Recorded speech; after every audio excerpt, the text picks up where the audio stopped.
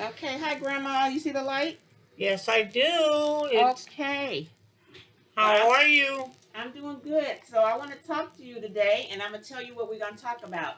We're going to talk about institutionalized racism and how institutionalized racism can tear people apart and tear relationships apart. But if people decide to defy institutionalized racism, we can actually stop it. And I got this idea from talking to you about our family and how our family has grown up for many generations as a multicultural family. So, first of all, tell me your name. Emma B. Clark, And when were you born? October the 8th, 1927, And where were you born? Bourbon County, Kentucky. Okay. So that's where is that in Kentucky? Millersburg, Kentucky. Millersburg, Kentucky. So is that northern Kentucky? Yes. About how far from Ohio is that? Uh, I know it's 3 hours. Okay. So not too far from Ohio. So No. um growing up in the town of Millersburg, Kentucky, tell me about race relations there. What was it like? Did black and white people live together? Did they live separate?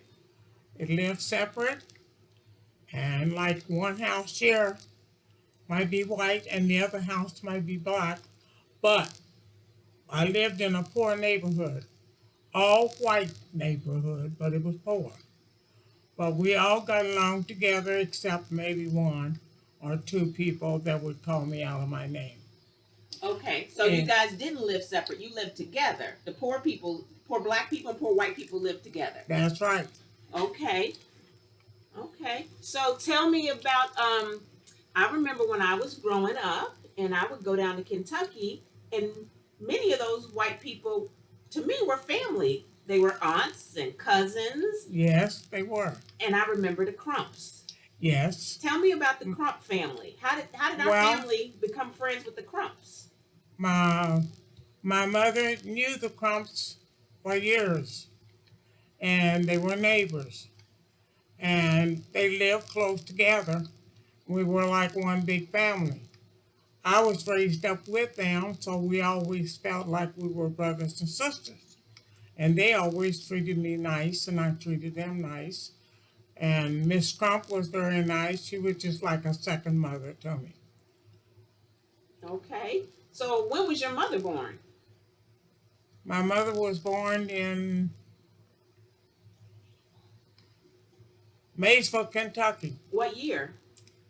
I have no idea because I wasn't born. Oh, I heard she was born in 1881 or 1885.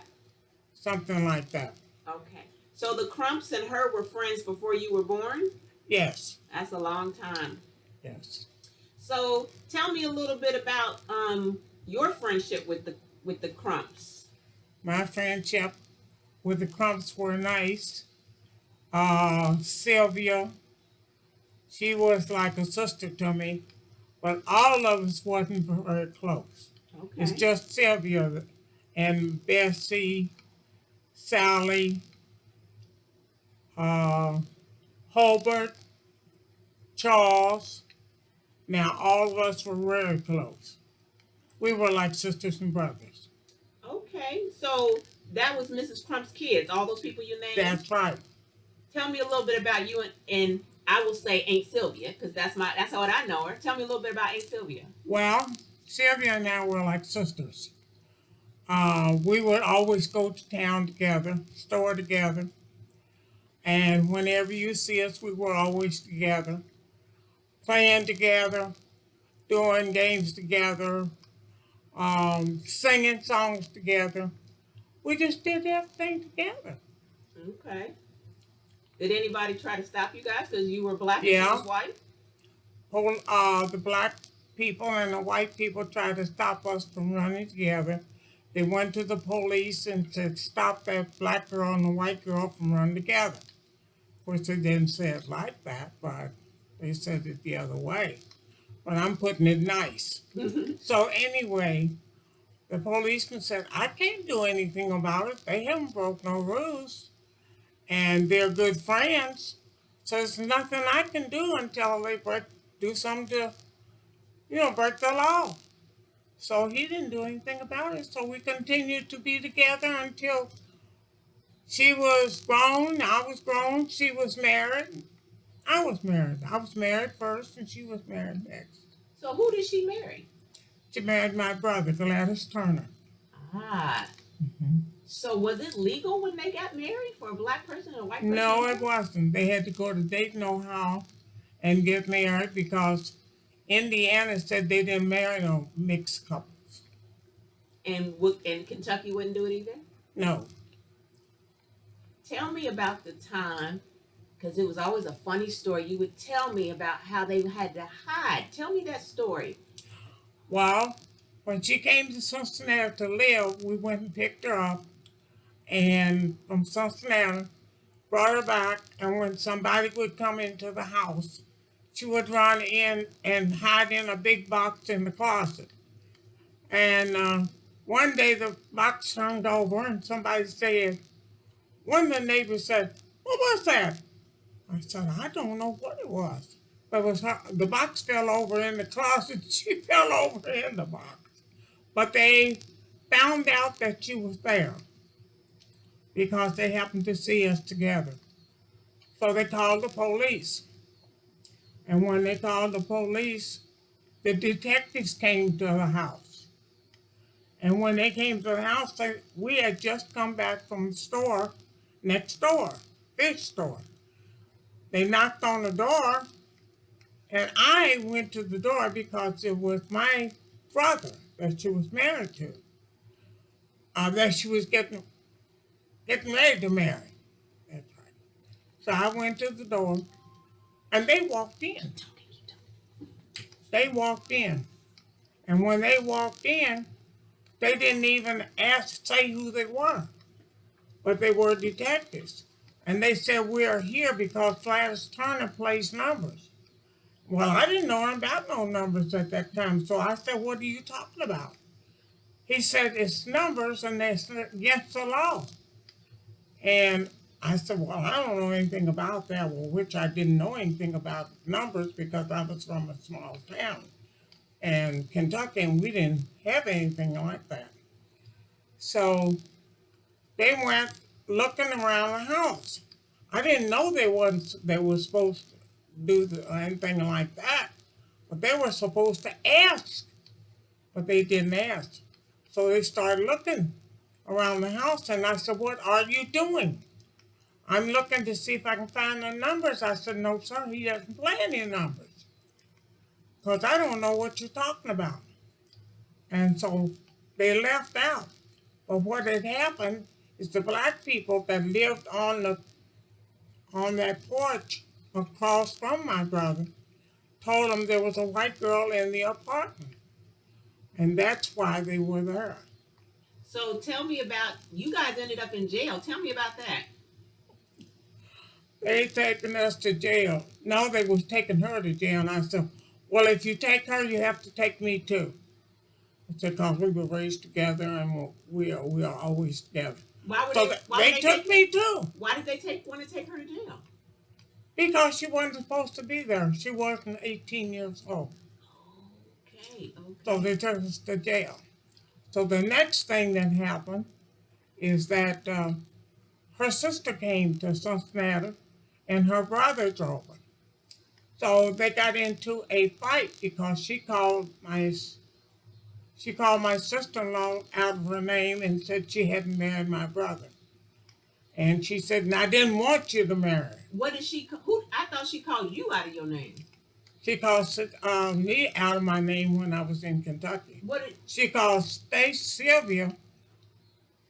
She told Sylvia, said, "You done married What'd she say? a nigger, and I don't want you to come home. I don't want you married." Okay. So she said, "You're not married to him anyway." And so she called Gladys and asked him to bring the marriage certificate. So Gladys brought the marriage certificate. There was a police lady came out of the door where we were at the bus station, and she said, "What's going on?" And Sylvia and I told her what was going on. She said, if you people don't go back where you came from, I'm going to put all of you in jail. So they took off. But uh, her sister called me a name. She called me nigger. And when she called me nigger, my sister-in-law hit her in the mouth. Ain't Sylvia? No. Ain't Sylvia hit her own sister? No. Sylvia hit her own sister. That's what I said. Ain't Sylvia hit her own sister? Yeah. So, that was, who was that? That she hit? Lily. Lily. So I Lily, don't know. her sister's the one that called me a nigger. And she said, you don't call sis that. So she hit her in the mouth. So the detective lady told me, y'all better go back where you come from, otherwise I'm going to put all of you in jail. So did Lily ever come around? Lily never had nothing to do with her sister anymore. No. But all the rest of the family didn't mind at all? They didn't say anything at all. They were happy with him, and they treated him nice. And so we never had any problem whatsoever with the rest of them. Okay, so tell me about, you were telling me a little bit about Millersburg, Kentucky, and you were telling me that Aunt Sylvia crossed the color line even before she was married to Uncle Gladys. And what did she join with you when she was a kid? She joined the church with me. What church? Baptist Church, Millersburg Baptist Church. Cincinnati Baptist Church. You guys lived in Millersburg, Kentucky, though. But we was singing church in Cincinnati, Ohio. But what about when you were when she was married to my brother? But what about when you were kids in Millersburg, Kentucky? Well, she couldn't have joined my church because it was segregation. It was segregation. Yeah. So tell me about the time that you told me when you were growing up, could you go to the stores? You said you always had new clothes. Could your father go to the regular stores with everybody else and shop, or did he have to sit in the back, go in the back? No. He went to all in the stores because we were well known in Millersburg, Kentucky. And we could go in the store anytime we wanted to, all over the store. But we could not eat at the restaurants in Millersburg, Kentucky, because they didn't allow that at the time. Okay. Mm-hmm. Okay. So tell me about the time that you went to the Hill restaurant. Well, I was living in Cincinnati. My mother and I went to Paris, Kentucky to do some shopping. And when we came back, I was hungry, and I told her I was going in there to the Hill restaurant to eat. And she said, can't eat in there. I said, yes, I can, because they have passed the law now that you can't eat in, a restaurant. It's not segregated anymore. So I went on in the restaurant, and they knew me because I was from there. And I said, I'm hungry. And the man turned around and looked at me. He said, sis. I said, yeah, I'm sis. He says, okay, come on, sit down. So I sat down, and I ate my dinner. But Mama came on home because she was afraid to go in there and sit down. She was an old lady, so, it was hard to teach her things like that. Were there any other black people sitting down in the restaurant eating? I was the only one in there. Did anybody say anything to you? No. Not at all. Wow. No. But I went in and next door and said hi to Virginia, a white lady that knew me before I left Kentucky. Mm-hmm. She says, oh, sis. That was my nickname. I'm glad to see you. Well, why are you in here? I said, I came to see Mom. She said, oh, okay, when you going back? I said, I'm going back this evening. She said, well, I'm glad you came in to say hi. So I'd always go in there and buy some ice cream when I went to visit.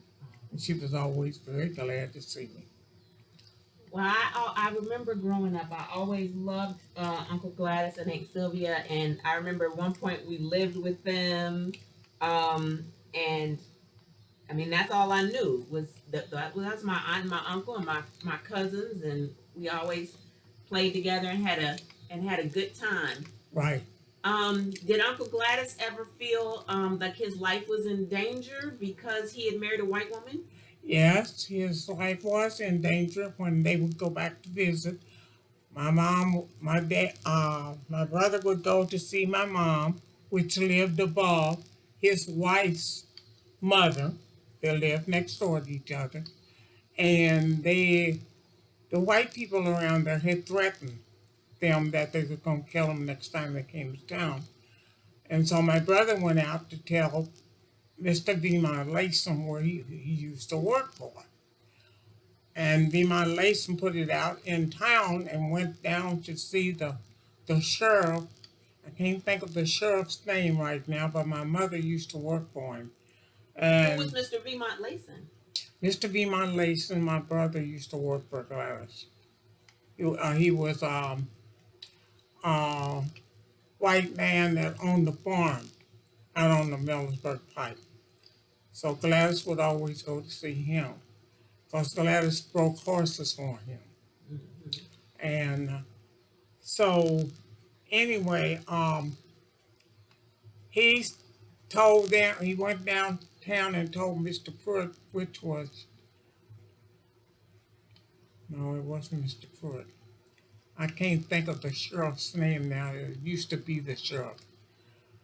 But anyway, he went down and told him, he said, if anything happens to Gladys Turner and his wife, he says, now I'm going to hurt him. He said, won't nothing happen to him. He said, I'll put out the word. So my brother used to work for Mr. James Miller too. So Mr. James Miller, the white man, got hold of it. And all the rich people in town got a hold of it. And they said that better not nothing happen to Gladys and his wife. So they went in anytime they wanted to without being afraid. Did he carry protection? Yes, he did. He had a gun in the back of his trunk. Loaded. Wow. So what was it? Tell me about your relationship with Mrs. Crump. Your so that would have been your Mother-in-law. that was your, she was your neighbor, and then eventually she became your mother-in-law. What was your relationship like with her? She was like a second mother to me. She loved me very much, just like she loved her own children. When I got ready to leave to come back to Cincinnati, she always left from home because she didn't want to see me leave, because she'd cry after me. When she was sick, I was the only one there to give her her medicine. All her children was away from home. And she asked me one day, if anything happened to Miss Lloyd, which was my mother, that lived above her, would you come to see me or would you come to my funeral? I said, I'll be right here if you get sick. And I lived in Cincinnati, Ohio. I got the word that she was in the hospital. I took a week off from my job, went down there and stayed. And I stayed until she got out of the hospital, till she died in the hospital. And I stayed until her funeral, they had her funeral. And then I came back home and went to work. But I loved her very much, and she loved me. We were very close. Yes. I do. Like I said, I remember when you would take me down there to Millersburg, Kentucky, and the Crumps, one of the Crumps lived next door to Grandma, which was my great grandmother, your mother, and I would always play with Russanne, who was my cousin. That's right. And I didn't know any better. I thought that everybody had white cousins in their family, and then I found out later that our family was kind of strange, that we had white people that had been in our family for a long time. That's right. Tell me about your cousin who in Carlisle, who his experience with a multiracial family. He married a white woman, you said, in Carlisle, Kentucky? We didn't know each other because we weren't even close. Okay. But I do remember seeing them.